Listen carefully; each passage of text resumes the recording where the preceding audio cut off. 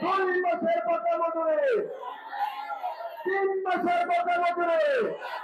তাহলে কোন বন্ধুরা বাড়ি ফিরিয়ে শিখবেন আপনারা ভাবছেন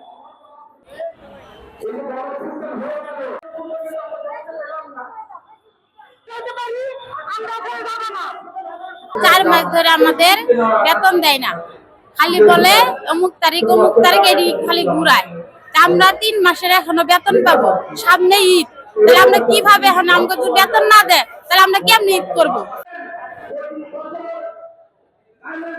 আমাদের দেশের রাষ্ট্র ব্যবস্থা, তাহলে সেই মালিকের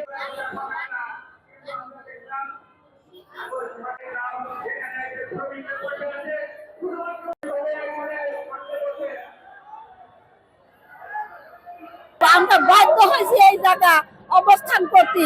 আর 7 দিন যাবত আমরা এই জায়গা পড়ে আছি। আমাদের মালিক আমাদের সাথে কথা দিয়েও কথা রাখিনি।